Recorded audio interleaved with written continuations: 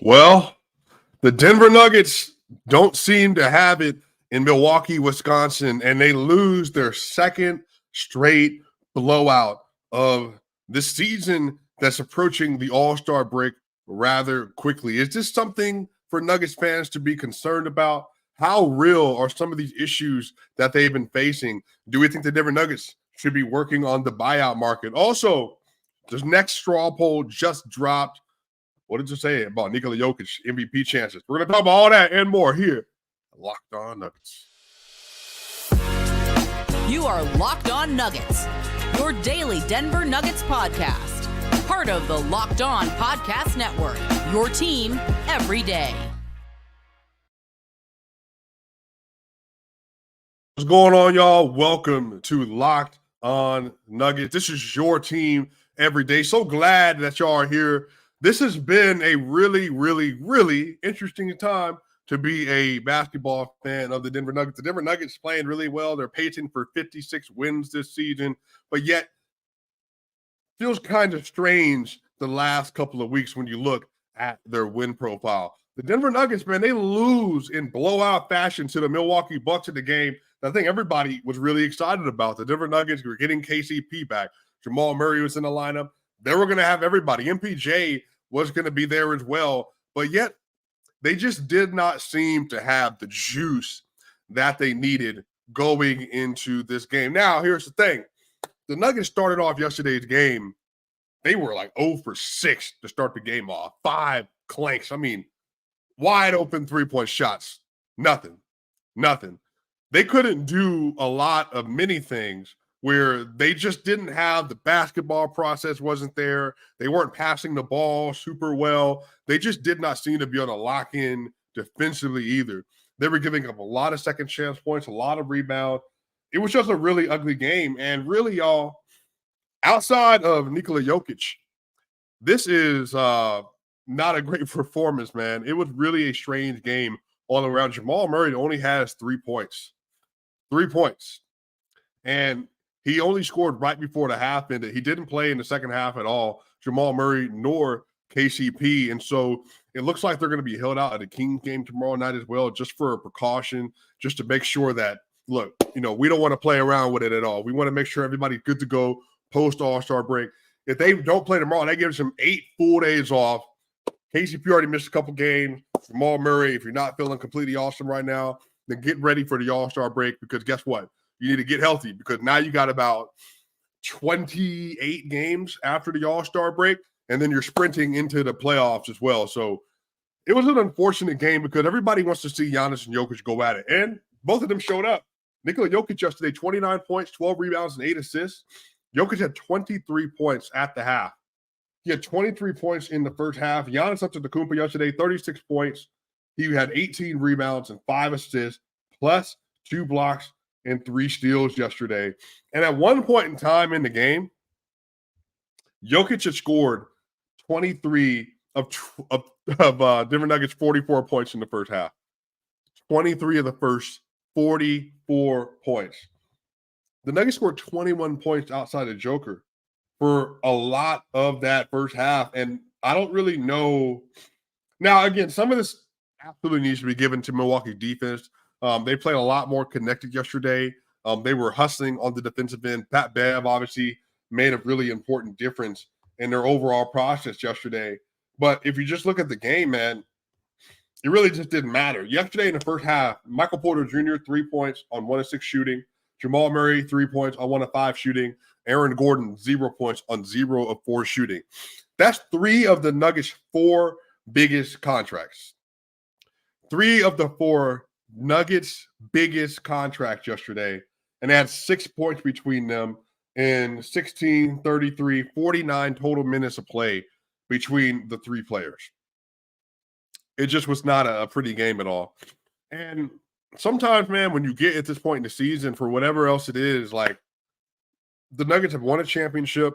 They're aiming to win more games than they did last year. They're taking care of business for the most part, but they had been really good on the road too. But just sometimes you don't have the energy and you don't have the shot. They just don't go down. And, man, again, outside of Joker, they didn't have anything going at all yesterday Joker was a -16. He was only a -7. And I want to say in the first half when they were down 16 points, Jokic actually left the game in the first quarter, and it was 23-26. And then I want to say like the Nuggets were like a -15, when Joker left the court.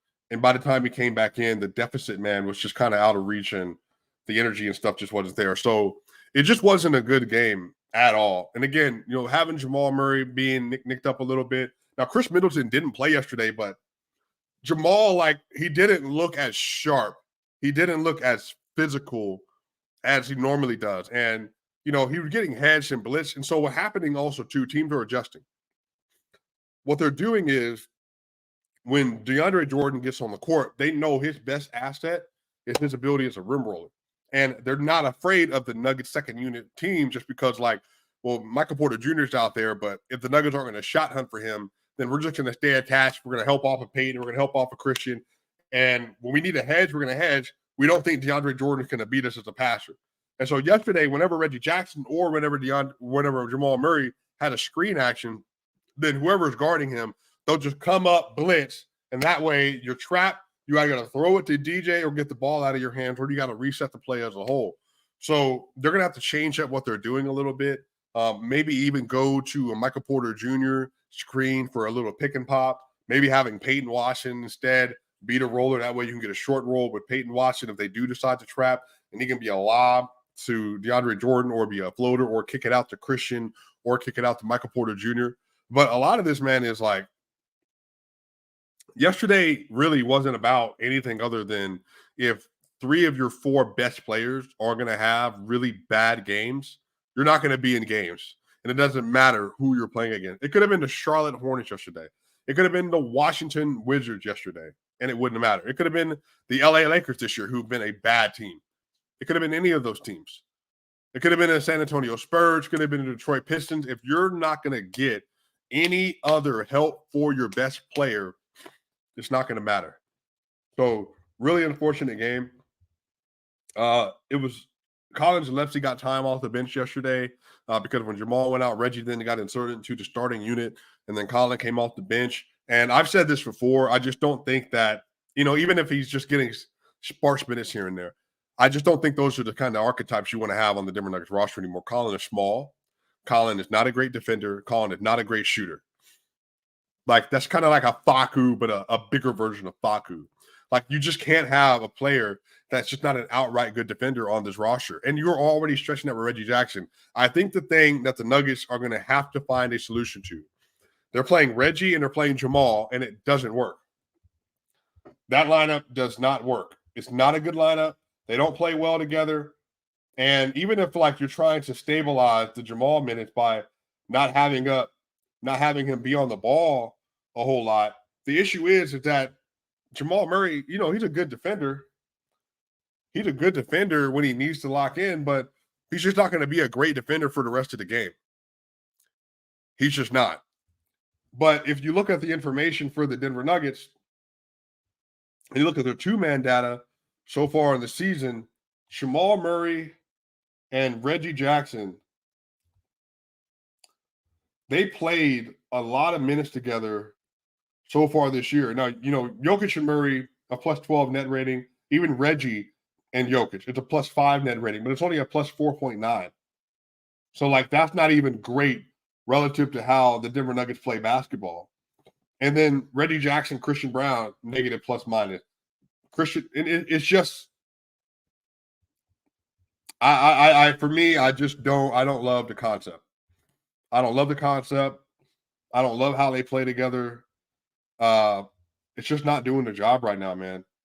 And I think because the defensive deficiencies that offers, and it doesn't even allow for them to utilize Jamal Murray and his best skill set sometimes, it just doesn't make a lot of sense to me. But they're going to keep playing it.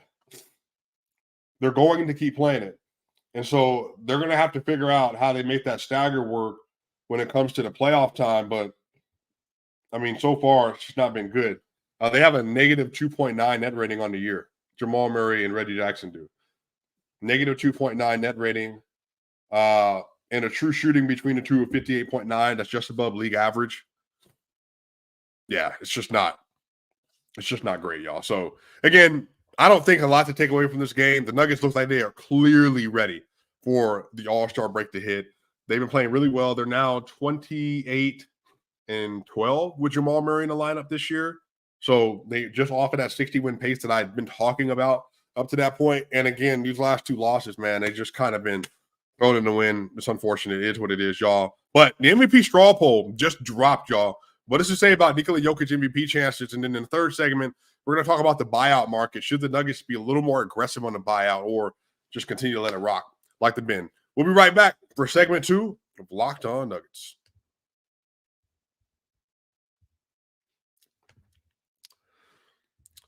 So, y'all, PrizePicks is the way to be. PrizePicks is the #1 fantasy sports app with over 3 million members. The easiest and most exciting way to play daily fantasy sports. It's just you against the number. You pick more or less than on a 2 to 6 player stat projection and watch the winnings roll in. Now, it's demon time on PrizePicks. You can now win up to 100 times your money with as little as 4 correct picks. You can turn $10 into $1,000. Demons and Goblins are the newest and most exciting way to play on PrizePicks. Squares marked with red demons or green goblins get you different payouts. You can win up to 100 times your money with as little as 4 correct picks. So again, Demon and Goblins, the newest and most exciting way to play on PrizePicks. So y'all, make sure you go to prizepicks.com/LockedOnNBA and use code LockedOnNBA for a first deposit match up to $100. Again, prizepicks.com/LockedOnNBA and use code LockedOnNBA for a first deposit match up to $100. Pick more, pick less. It's that easy, y'all. We'll be right back for segment 2, Locked On Nuggets.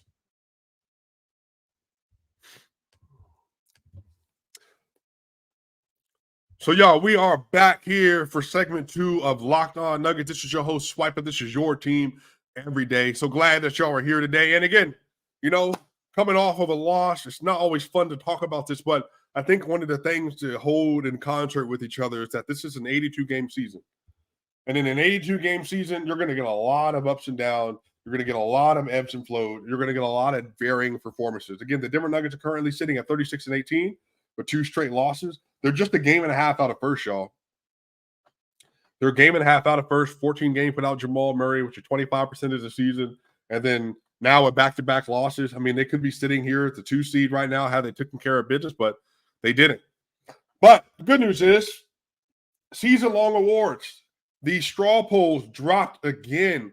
We got part 2 of the NBA straw polls, the Tim Bonton poll. And y'all, Nikola Jokic, he continues to show that there's levels to this. Nikola Jokic in the NBA MVP straw poll results.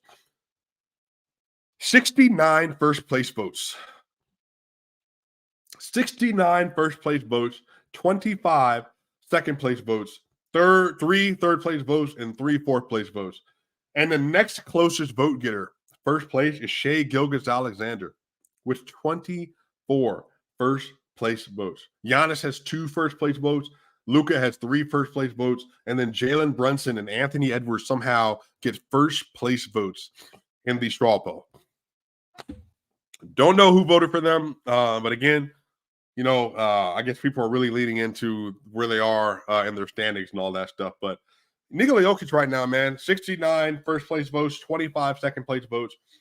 Jokic is going to, again, granted, he stays healthy. He's going to finish top 2 in the MVP voting again. Top 2. Right now, he's in line to win his 3rd. If you look at Basketball Reference, 2023-2004 NBA MVP award tracker, Jokic has a 44% probability to win the NBA MVP. Shai Gilgeous is second with 18.8% probability. So Joker is just continuing to have like a very dominant season. Now, I know a lot of people in other fan bases, they're really struggling with why for them, just because they just don't see that in their mind that he's been quite as dominant as he usually is, and they feel like other players have been even better. But if you look at the numbers for Jokic, again, I want to say he's 21st, 22nd or something like that in usage around the NBA.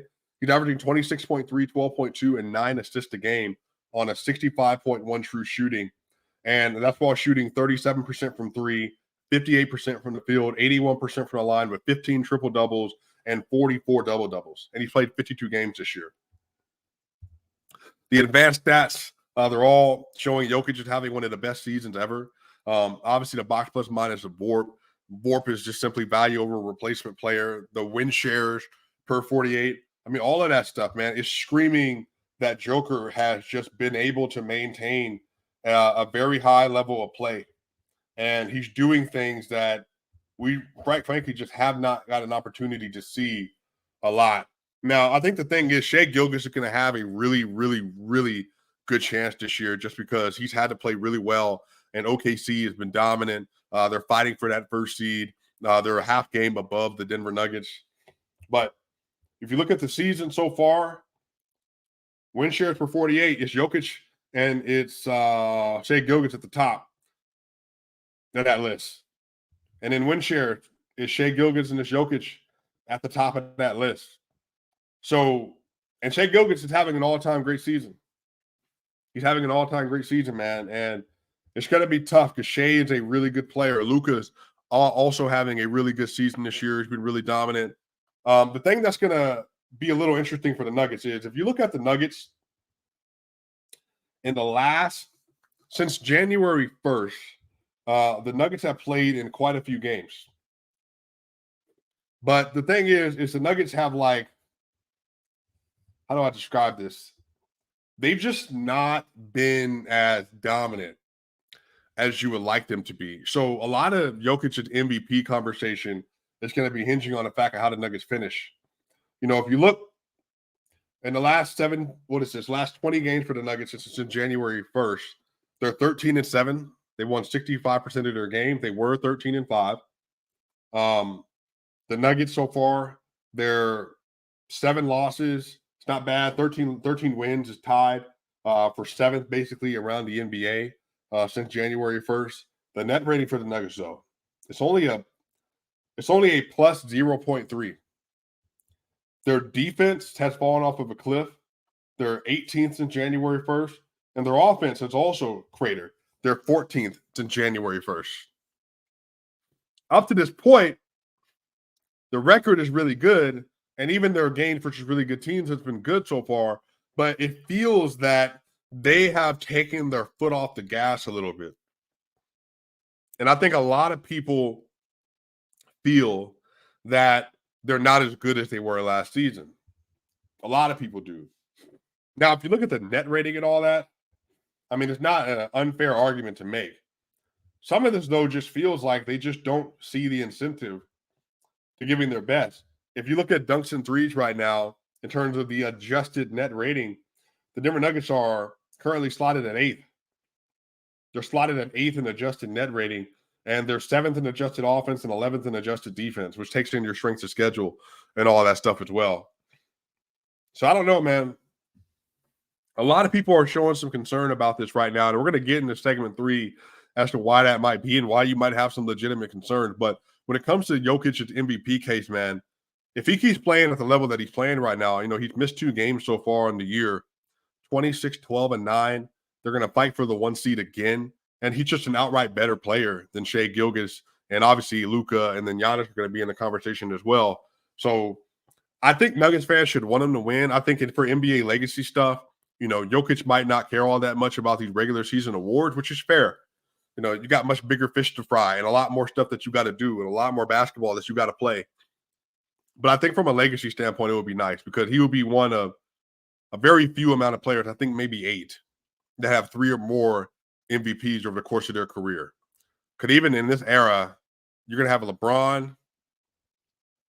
you're going to have Jordan, you're going to have Bird, you're going to have Kareem, Magic, and then Bill Russell obviously would have been in that conversation as well. And then Wilt won 2, I believe.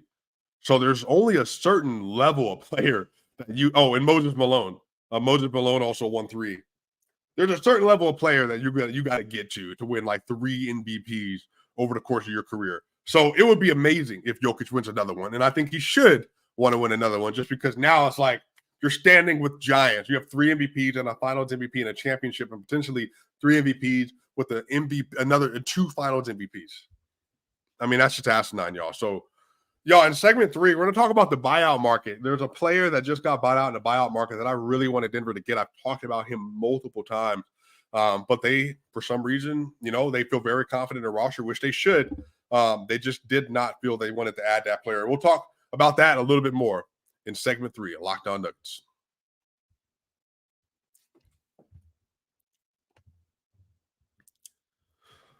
So, y'all, this show episode is also brought to us and sponsored by BetterHelp.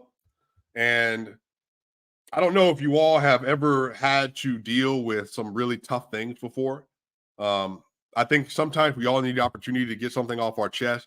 Big or small, certain things can really start to get to you. And it's important to let that out, especially to someone who's unbiased on your life. So today, I want to say how I really feel about some things. You might even be thinking the same thing this week.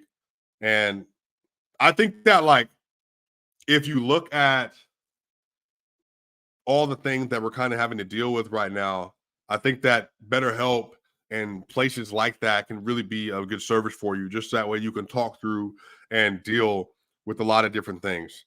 And I think if you're thinking about starting therapy, then this is the best thing to do. Give BetterHelp a try. It's entirely online. It's designed to be flexible and suited to your schedule.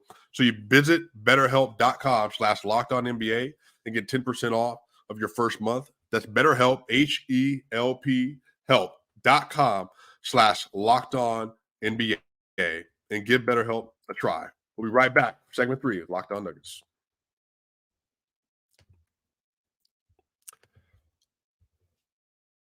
So we are back for segment 3 here at Locked On Nuggets. This is your final segment. Appreciate that. Stephon look like I like an NBA assistant coach.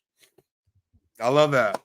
Going with this is my little work fit today for all the other stuff I got going on, y'all. But the Denver Nuggets, man, they decide they did not want to test the buyout market. Remember, I've talked to y'all about the buyout market for Denver multiple times. And there's a dude that I said that if I was the Denver Nuggets, I'd be looking at, because, again, Jeff Green, a lot of his utility is not his shooting. It's not his offense. And even defensively, he wasn't like this great player.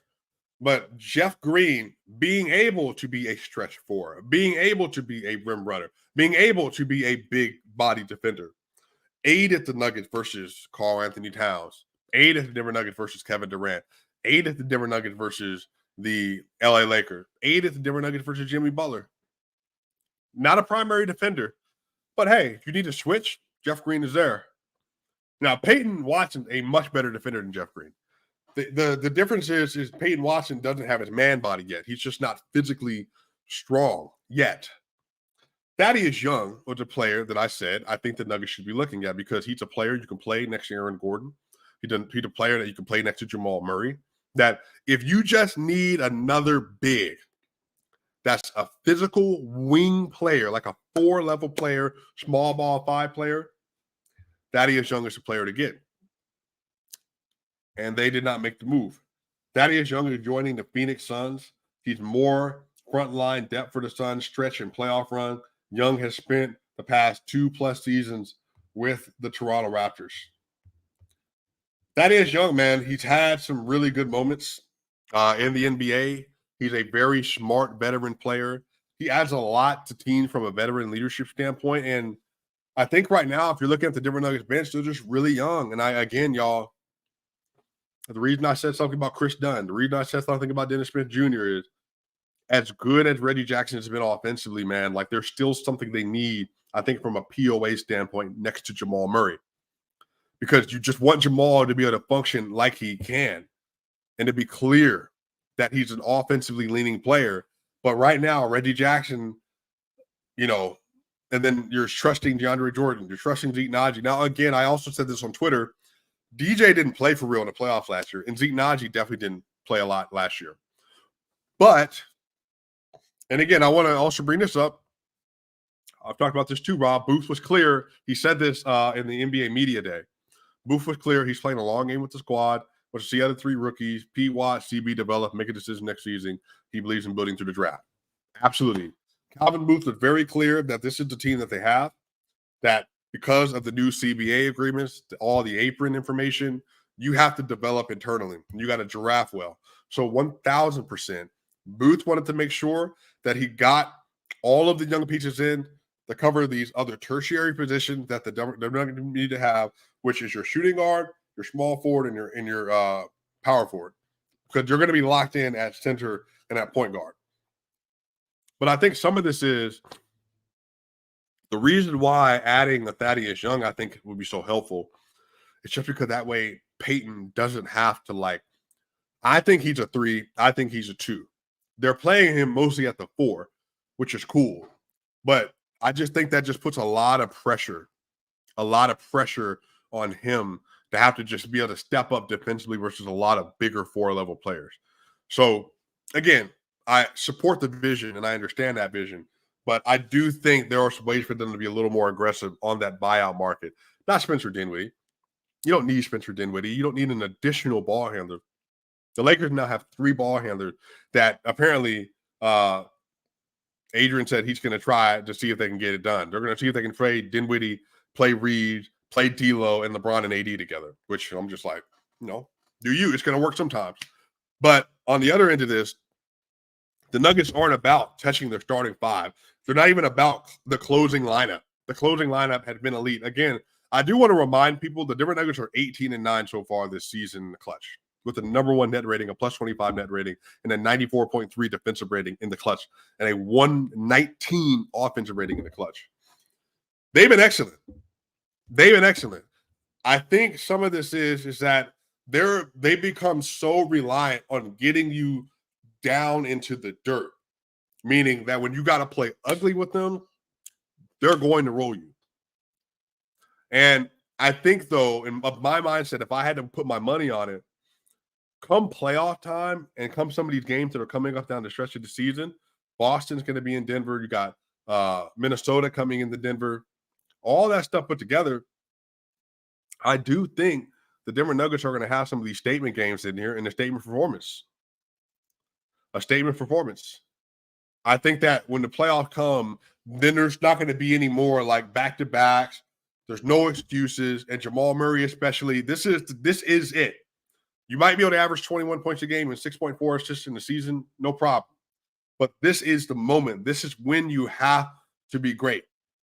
So I do expect that come playoff time, they'll be able to turn up the notches, a couple of notches, at the very least, when it starts off, because I think they need to make an impression on the rest of the league.